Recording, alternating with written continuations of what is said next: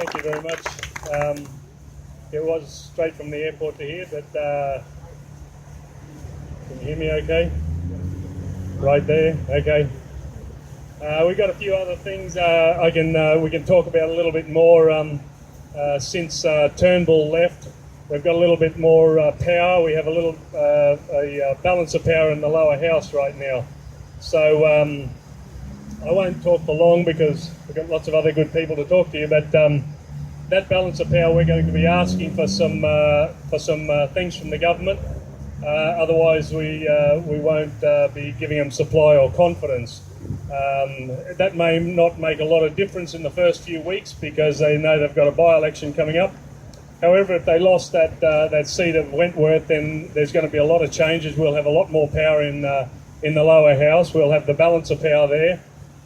We'll be asking for three things if they want our support and confidence. So those three things will be the Royal Commission into the farmers here in Australia and broadening the terms of the Royal Commission and also extending the length of time and the money that would be able to fund it so that everyone can be heard, not just have a whitewash, which is what it's looking like right now. They've heard lessons. I think they've heard 5 farmers out of hundreds and hundreds. So they've had a hard time here. That's one thing. The second thing, of course, is visas for the white South African farmers. They've done this before. They've issued visas for the Syrian fake refugees and who sometimes go back to Syria for their holidays. So they're not being persecuted like the South African farmers are. So if they can do it for them, we can definitely do it for the South African farmers and any of the white South Africans who are being persecuted. So that'll be one of our non-negotiable ones. If they bring up anything that's controversial and they need our support and supply, then that's what they're going to have to give us. It's not a hard thing to do. They can have some emergency visas, refugee visas. They can call them what they like, just to get the people over here. And of course, when we get them over here, they're the sort of people we want in the country, not some of the people that we've been bringing in on these refugee visas. So that's the other one that we need. The third thing, of course, is the stop funding the Palestinian Authority. They're still sending $43 million a year over there to pay for slave. So they're our three issues, and they're all doable. They're not outrageous requests. They've all been done before. There's no reason they can't do them this time, but particularly with the visas, Peter Dutton's worked hard on that. They've taken away a bit of his power now, but he's still working for that, and of course I will be, So it's a little bit better news than the last time. We didn't have much power, but we've got a lot more power now with Bob in the lower house. If we can get, if they don't win in the Wentworth by-election, we've got a lot more power. So hopefully we'll get them all back here and over here as soon as we possibly can, because Australia needs them. Thank you very much. And, I just want to keep Senator Anning here because he also has got a strong connection to the farmers, and I want to say that part of what we're doing today here, we actually raised nearly $5,000 for the Aussie farmers, which will go to the Aussie helpers, because this is also our country. And I appreciate, and we all appreciate, being in Australia, living here, and having the privileges of what it means to be Australian. So, and thank you for your support. It means a lot, and I think the people really appreciate it. Now, the last person that's going to speak is Janke, so I want Janke just to wander over here. As I say, we talk about statistics, and we talk about so many people die and so many people are attacked, but we not quite often realize that these are real people that are living this life in South Africa. So I want to give Janke an opportunity to just give a bit of her story and why she's in Australia.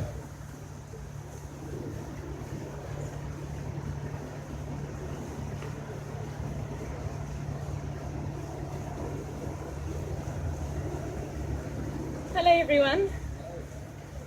I'm much better at singing on stage than talking to people, so bear with me. My name is Janke, and I would like to share some personal experiences that I have had and my little family have had in South Africa. As a little background, I am 28 years old. I am a wife and a mother to 2 small children. At the age of 10, I went to live in New Zealand with my parents, and I grew up in a multicultural environment, much like Australia. I was brought up to love and to respect all cultures and races. 8 years ago, I returned to South Africa, but soon found out that crime and race-based persecution was the order of the day. It's very hard for me to speak about this. It opens up wounds and reminds me daily of our fellow South Africans that are still experiencing this every day. I'm not going to speak long.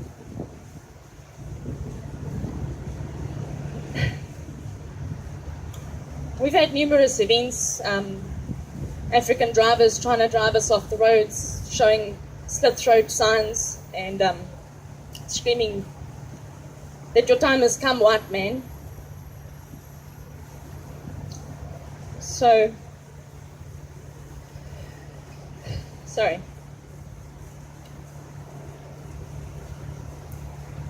When I tried to report an incident to the police officers, they laughed at me and just said, well, this is road rage. And they refused to open up a case.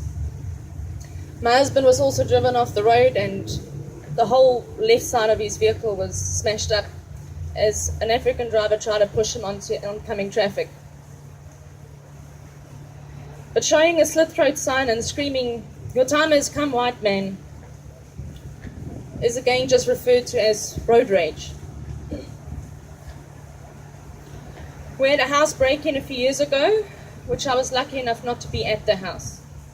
The house was ransacked, every cupboard opened and the contents thrown out, the beds and bedding overturned, and numerous items taken. And to top it off, the criminals found it necessary to poo on the beds and to urinate in the clothing. Petty crime, some would call it.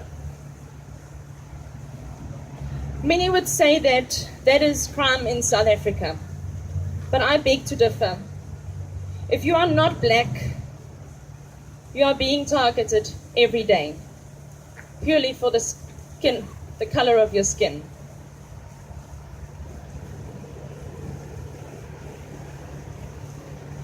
My daughter, who is now 5, had a failed kidnapping event at about the age of 3. Having lunch with my mother, she was playing in a play area. I thank God every day that I was watching her like a hawk. An African man walked past and stopped. He went back to her and spoke a few words, and the next moment he grabbed her and took off.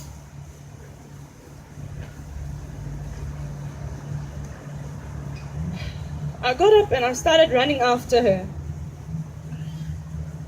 She realized that something is very wrong, and she started screaming and crying.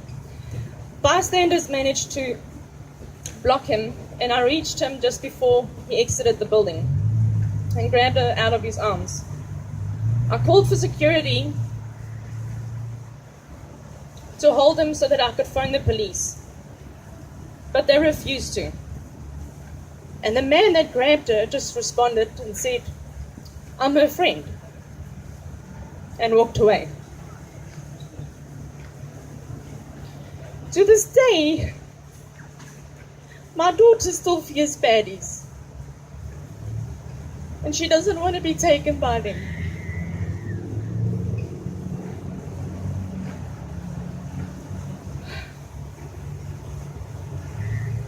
And on the 18th of April, I escaped with my life. I was traveling back from a client in a residential suburb when I semi-stopped at a stop street. You can't do that in Australia because you'll get fined, but in South Africa you can't stop. A brick smashed through my window, missing my head by inches and leaving me disoriented. The next moment, an African man held a knife to my throat and screamed, "I'll effing kill you, you what? B." At that moment, I realized that this is not a hijacking. This is not about my car. This is not about what's possibly in my car. This is my life. I will be killed because I am white. I grabbed his arm holding the knife and I pushed, and he pushed back. But I didn't let go. I pushed back harder. I don't know where I got the strength. The knife moved away from my throat but cut me across my collarbone and my arm. But I still wouldn't let go. He repeated his words over and over, "I'll kill you, I'll kill you." And then he punched me in my face with his other hand. At that moment, by the grace of God, I managed to get away. I was lucky. This time. How many times are we going to be lucky? Many victims aren't lucky.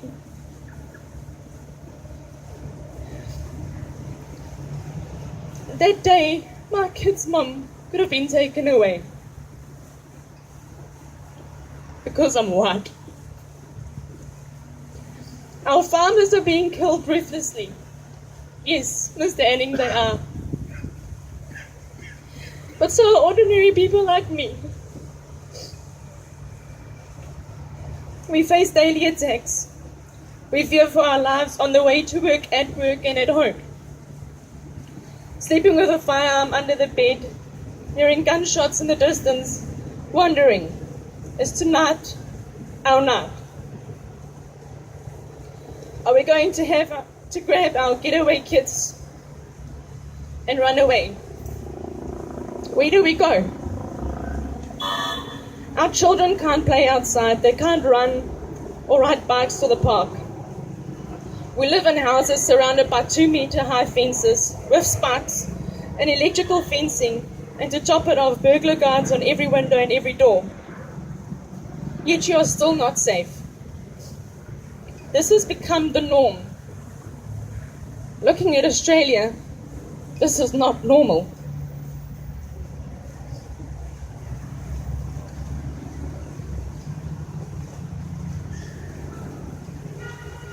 My 5-year-old child has nightmares of baddies coming to catch us. I have nightmares, the words echo in my head. I'll kill you. I'll kill you. The sad truth is that we have become the target in South Africa. Our people need your help. People like me. Before it's too late. Thank you.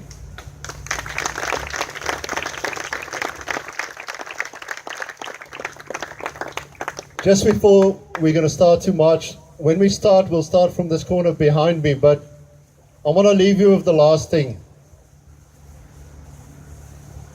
The difference between us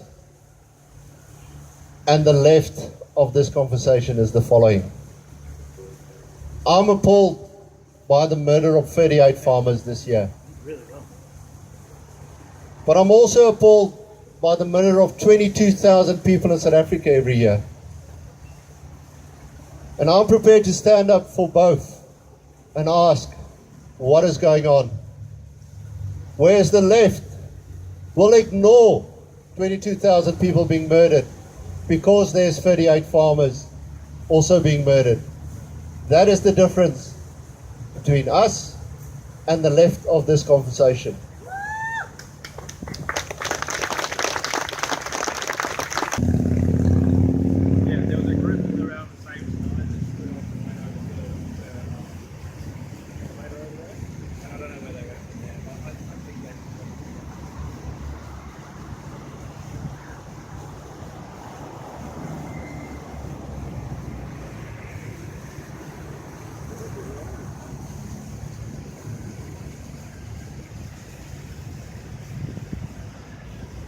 Thank you very much. When you leave here, when you go home, make sure to tell people about what's happening. Make sure to tell the truth, but we do it with respect to any person and to each other here. But Australia is definitely seeing what's happening, and I want to say thank you for that.